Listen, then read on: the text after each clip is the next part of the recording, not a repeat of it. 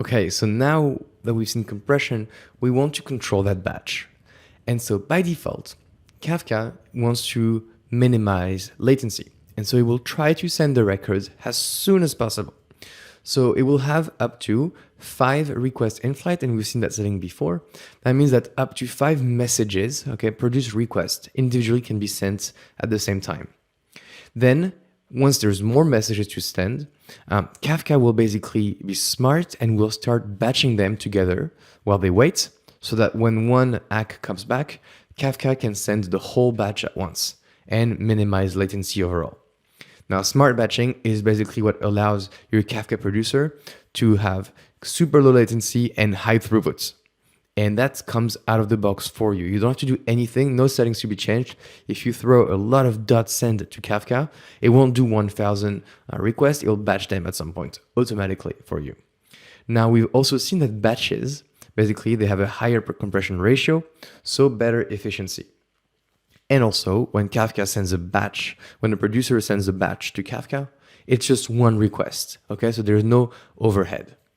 Now, how can we control that batching mechanism? Because it is something we definitely want. So we have 2 settings for this, and I can guess it's linger millisecond and batch size. So linger milliseconds is the number of milliseconds a producer is willing to wait before sending a batch out. And by default, it's 0. That means that the producer should send data to Kafka right away. Now, if you introduce a little bit of lag, for example, it's okay if we don't get the data right away, we can wait maybe 5 or 10 milliseconds more. So you said linger milliseconds equals 5. Well, we basically increase the chances of messages being sent together in a batch. And at the expense of this small delay that I think could be acceptable to a lot of you, then we can increase throughput, compression, and efficiency of our producer. So overall, adding a small delay may actually increase the efficiency. Now, if your batch is full, which is the batch size setting, before the end of the linger millisecond period, then it will be sent to Kafka right away. No worry about it. So as a little diagram, what does it look like? Say this is my producer, and it produces messages to Kafka. And the first message is being produced, so .send, and then we have a producer record. And Kafka will say, the producer will say, I'm going to wait up to linger milliseconds, so maybe 5 or 10 milliseconds, to see if the code is going to do more .send.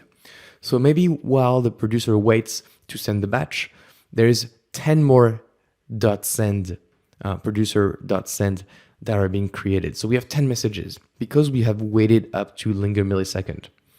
Now, after 10 milliseconds, the producer says, okay, I have 10 messages to send. I'm going to batch them together, and that's going to be one request. Now, you have to make sure that the batch size, isn't going to be too small. But if it's a big enough batch size, then all these messages will go along together in one request. Now, the producer will send this whole batch at once to Kafka. And obviously, as you've seen in the previous lecture, that batch will be compressed if you've enabled compression. And so what we've done here is that by introducing a small delay, we've basically enabled Kafka to get less requests and more throughput. Now, what about batch size? Batch size is the maximum number of bytes that will be included in one batch. By default, it is 16 kilobytes. But I've seen many people increase that batch size to something like 32 kilobytes or 64 kilobytes, because that helps having a bigger batch. So that helps the compression, the throughput, and that places less requests onto Kafka. And so overall, this is, to me, a good setting. Now, you should know that any message that is bigger than the batch size will not be batched. So if you have a message that's 100 kilobytes, then it won't be batched. The batch size basically is allocated per partition. So when you set batch size to a very high number, then you may just completely outrun your producer memory or waste memory. So don't set it to a too high number. The defaults are fine. If you double it to 32 kilobytes or quadruple it to 64 kilobytes, that's good, but don't set it to a super high number. Now, you can also get the average byte size metric using the Kafka producer metrics.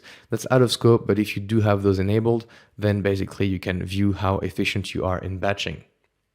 So in the next lecture, we're going to apply all these new concepts and create a high throughput producer.